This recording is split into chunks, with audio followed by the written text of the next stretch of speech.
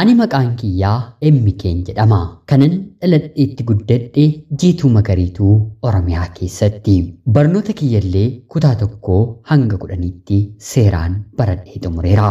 Haati kiyya ijoollummaa kootti narraa boqotte. Yeroo sanatti abbaan koo dargaggeessa waan tureef dubartii gara biraa fuudhee waliin jiraachuu eegala. Haa ta'uutii garuu dubartii kana waliin ijoollummaa kootii kaasee waliif hin gallu. Sababa kanaaf lolli haadha buddeenaa koof abbaa koo gidduutti gaggeeffamu sababa rakkoo mataa isaanii otoo hin taane sababa kootti. Haati buddeenaa kiyyaa dhuguma haadha buddeenaa ishee jedhanidha. Ijoollee ishee wajjin qixxee biddeena naaf hin kennitu. Hojiin mana keessa hagam jiraate dursa kan hojjetu anadha. Bakka tokko deemuuf dhimma kan qabdu yoo ta'e barnoota koorraa hafeen mana kan oolu ana. Hojiin ulfaataa bishaan boombaa keessaa badee guyyaa 2 yookiin immoo 3 kan ture yoo ta'e bakka jiruu barbaadeen manatti kan fidu ana. Kunoo homaan ta'u jiruudha iyyuuti. Haa ta'uutii garuu jechi isheen guyyaa guyyaatiin natti dubbattu akka ani nama qixxee of hin ilaalleef dhiibbaa guddaa sammuu koo irratti uumeera. Yeroon kutaa 7 baradhu nan yaadadhaatii dhiironni na wajjin hariiroo uumanii akka na ulfeessanii jireenyi koo karaatti hafuuf dhiibbaa guddaa narratti uumte. Kaanillee miti namoota hiriyaa ishee ta'an mana keenya dhufan akka ani waliin sagaagaluuf qofaatti na dhiistee deemte. Guyyaa tokko guyyaa 2 iyyeen sababuma kanaatti mana keenyatti rakkoon uumameera. Haa ta'uutii garuu ollaa teessee wanta uumamu eegaa waan na turteef dubbiin sun gara biraatti akka hin jallanneef daftee tooftaa uumuun anaan maraatuu na gootee manatti na reebde. Ijoolleen ishee hiriyoota isaanii bira deemanii yeroo taphatan yeroo boqotan ni qabu. Anaaf garuu boqonnaa miti. Ishee fuulduratti of jedheen takkaa gadi teenyaanuu na ifattee lafarraa na kaasti. Kana hunda abbaan koo sirriitti ni beeka. Haa ta'uutii garuu innis wanta na godhu dhabe. Bakka biraa na galchee na barsiisuudhaaf humna waan hin qabneef hanga barri darbuutti yaantala koo danda'iitii asuma taa'ii barnoota kee baradhu jedhee na gorsaa. Haati buddeenaa koo uffata ishee baastee anaaf kennuurra manni itti kan qulqulleeffamu yookiin immoo qulqulleessituu eelee yoo goote wayyaafi.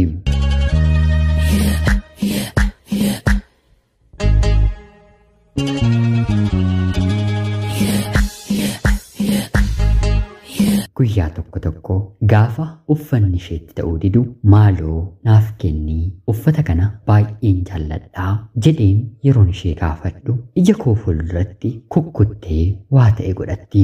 Haala kanaan na gubaa na guggubaa nan guddadhe. Kutaa 8 kutaa 9 yeroon baradhu of ajjeesuudhaaf yaalii mataa koo godheera. Haa ta'uutii garuu sababa hiriyoota koo mana barnootaa waliin hin baradhutti lubbuun koo si'a 2-3 oole. Mana keessatti ifaallee qabadheera. Haa ta'uutii garuu Rabbi guyyaa kee miti naan jedhe. Kanaan otoon jiruu yeroon kutaa 10ffaa baradhu yeroo keessaa guyyaa tokko otuun biddeen tolchaa jiruu hir'inni dhiigaa natti dhufee joon je'een eelee irratti kufaa. Rabbiif haa galatuutii harka kootu miidhame malee qaamni koonni kaan nagaa bahee. Otuu haadha kiyya taatee yaantala koo baganaaf haftee jettee naaf gammaddi. Haadha ormaa waan taateef garuu eelee koo na jalaa cabsite jedhee bakkuma sanatti dugda koo keessa na dulluquu eegalte. Abbaan kiyya harka kiyya abiddaan laamxee argee haadha buddeenaa koo rukuttaan taane rukuchuun isheetiin dabalee labooba abiddaa kan eelee irratti darbate. Ijoolleen isheen deesse dhufanii anaaf abbaa koo reebuuf yaalanis guyyaa sana iyyi uumameen haati buddeenaa kiyyas abiddarraa haftee. Haa ta'uutii garuu harki ishee bitaan gateettiidhaan kufte guutummaatti ni laamxa'e. Erga kanaa ture anii fi abbaan koo manaa kan baane sittaa bal'atu jennee gadhiisnee kan deemne. Abbaan kiyya miindaa argatuun anaaf isaaf mana nuuf kireessee firaashii fi meeshaawwan xixiqqoo bitannee waliin jiraachuu kan eegalle. Haa ta'uutii garuu dubbii haadha manaaf abbaa manaa ta'ee gidduu keessanitti jireenya keessan booressaa kan jirtu intala kana waan ta'eef ishiin qofaa ishee haa jiraattu ati garuu haadha manaa keetti ijoollee keetti deebi'i jedhanii haadha buddeenaa koo waliin abbaa kiyya araarsanii. Erga kanaa ture qofaa kiyya jiraachuu kan hin eegalee. Qofaa jiraachuun gaarummaa ni qaba. Haa ta'uutii garuu umrii kanarratti gaarummaa isaarraa hammeenya isaatu caala. Umrii koo waggaa 16tti qofaa koo kareeffadheen galuun eegalee. Abbaan kiyya gatii kiraa naaf kanfalaa. Nyaataaf kan naaf ta'u maallaqa xiqqoos naaf kennaa. Haa ta'uutii garuu yeroo booddee ijoollee dhiiraa bareen daandiin jireenya koo gara biraatti jijjiirame. Qofummaa kiyya na dagachiisu jedheen ijoollee dhiiraa mana barnootaattis ta'e bakkee keessatti hin bare fideen waliin hin bulaa. Bara kana daandiin jireenya koo barnootarraa kan kaate qabxiin maatirikii kutaa 10ffaallee ana jalaa hafe. Abbaan koo barbaadee hojii guyyaa bakka hojjedhu na galchee. Yeroof hojjechuun eegalee. Haa ta'uutii garuu amaleeffannaa gaarii hin taane wanta bareef hiriyoota kiyya warra dhiiraa waliin mana araada garaagaraa ooluun eegalee. Araada jimaa tamboo aarsuu dhugaatii hanga of wallaalanitti dhuguu machaanii daandiirra buluu fi kanneen kana fakkaatan waggaa tokko keessatti nan keessummeesse. Amala dubartummaarra kan dhiiraa fudhachuu jaallachuun eegalee. Rifeensa koo luuccaa kan haadha koo fakkaatu dheeraa ta'e ofirraa mummureen kan dhiiraa fakkeessadheen alkoolii yookiin immoo haraqeedhaan daalacheesseen gariin diimaa godheen farrazeen deemuu nan eegalee. Yeroo keessa safuu fi aadaa hawaasa keessatti dhaladhee dagadheen namni otoo na arguu tamboo aarsuu jimaa qama'uu nan eegalee. Yeroo sanatti kan natti fakkaatu akkan hawaasa caalutti malee hawaasa naannoo koon gaditti akkan ta'e natti mul'atu. Abbaan koo yoo na argu yeroo hundumaa boo'a. Anatu si nyaate naan jedha. Ani garuu boo'icha isaarraas dhimma hin qabu. Haadha manaa kee yaaddeetu boossa miti jedheen itti qooseen biraan deema. Haati kiyya ijoollummaa kootti waan boqotteef ani dagadheera. Jaalalas biraa waan hin qabneef guyyaa tokko malee hanga kanaatti natti hin dhaga'amu. Kanaan jiraachaa otoo hin jiru waggaa 2 dargaggeessa tokko waliin jaalala jennee mana tokko keessatti waliin gallee jiraachuun eegalla. Kan ani waliin jiraadhu wanta na jaallatuuf yookiin immoo wanta hin jaalladhee miti. Yoo jalqabu ani jaalalan beeku. Hanga har'aatti lapheen koo jaalalaaf hin butamne. Sababiin isaa immoo eenyummaan koo kanaaf nan eeyyamsiisu. Dhiira xalayaa barreessee sin jaalladha siif hin du'a naan jedhutu naquun nama otoo hin taane har'a waliin bullaa maaloo jedhee dhiira na kadhatutu naannoo koorra jira.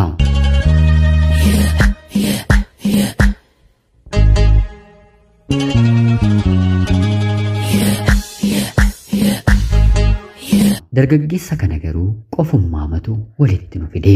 Baadiyyaadhaa maatii isaa jalaa meeshaa hatee dhufee maallaqa xiqqoo walitti waan qabateef akka araadaa isa godhee dubartii magaalaa harka isaa galfachuu isatti fakkaatee na waliin hariiroo eegalee. Gatii mana kiraa kiyyaa naafaa kanfalu jedheen waliin jireenya eegalee. Kanaan waggaa 2 booda maatii isaarraa adda bahuu gaabbee gara baadiyyaatti anaanis dhiisee deeme. Erga sanaa jireenyi koo jireenya dhala namaa otoo hin taane jireenya seexanaadha. Bahuu dhiisuu dagachuu akkan qabu nan beeka. Haa ta'uutii garuu akkamittiin hin dagadha. Haadha jechuuf haadha hin qabu.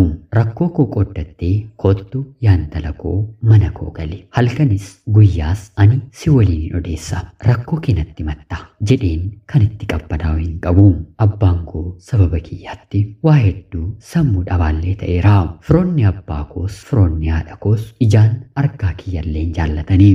Ani fira isaanii keessaa uumamuu kootti sanyii isaanii akka sanyii abaarsaatti lakkaawwatu.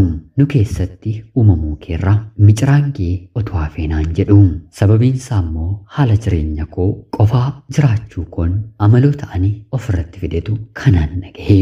Galgala barfadheen gara manaatti galaan jira yoon ta'e poolisiin roondiin waa'ee koo beeku akka garaasaa natti taphatee daandii irratti na darbatee gala. Yoon iyyees yoon hidhames namni wabiinaaf ta'ee rakkoo koo keessaa siif jira naan jedhu hin jiru. Guyyaa tokko qofaa buluun baay'ee natti ulfaata. waanuma dukkanni dhufee na nyaatu fakkaata. Sababa kanaaf kana dahachuuf jecha wantoota hin taane gochaan oola. Sirrii akka hin taane sirriittis nan beeka. Haa ta'uutii garuu garatti hin galagaluu wallaalee tarii jireenya koo nan jijjiirradha jedheen gara biyya biraatti illee godaanee jiraachuuf yaalus namni na beeku na hordofee dhufee jireenya koo na jalaa balleesse. Akka namaa maatii godheen bultii horadheen qofummaa koo dagadheen jiraachuu nan fedha. Haa ta'uutii garuu akkamittiin ergan kutaa 10ffaa xumuree waggaa 7 xumureera. Jireenya kana keessatti bu'aa bahii hedduun darbee har'a waggaan koo 23dha. Haa ta'uutii garuu dubartii waggaa 45 fakkaadha. Yeroo ammaa kanatti mana jimaa banadheen jiruu fi jireenya koo gaggeeffachaan jira. Hojii kaan hedduu yaaleera. Ana waliin kan deemu gatii mana kiraa koos ta'e nyaata koo seeraan naaf kanfalu maamila hedduus horachuu kan hin danda'u kana qofa ta'een argadhe. Obboloonni koo seenaa kiyya dhaggeeffattan haala kamiin jireenya kana keessaa of sirreessuu akka hin danda'u yaada keessan naaf qooda. Ana obboleettii keessan MK magaalaan jirurraa ulfaadhaa nagayaatti galatoomaa.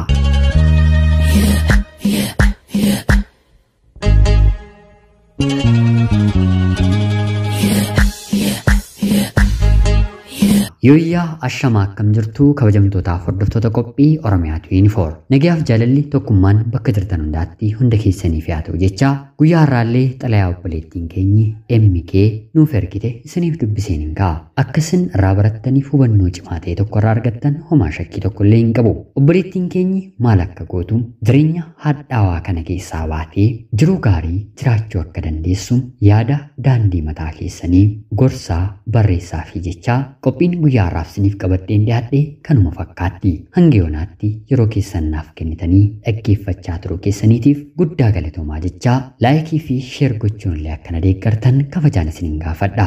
Akkanumallee namoonni chaanalii keenyaaf haaraa taatan anaa dhufu kun Oromiyaa 24 guyyaa guyyaatiin xalayaa jaalalaa fi seenaa jireenyaa nama barsiisuu bashannansiisuu danda'u isiniif qabattee waan dhiyaattuuf subscribe gochuun maatii keenya erga taatanii booda xalayaa jaalalaa seenaa jireenyaa nama barsiisuu bashannansiisuu danda'u qabaattan karaa telegiraamii karaa lakkoofsa bilbilaa kiyyaa duwwaa 937 naaf erguun irratti hirmaachuu ni dandeessu. Qopheessuuf qindeessuun isin waliin kanan ture ani gammachiista shoomeedha. Seenaa gara biraatiin hanga walitti deebinutti bakka jirtan maraan turtii gaarii isiniif hawwaa horaa bulaa.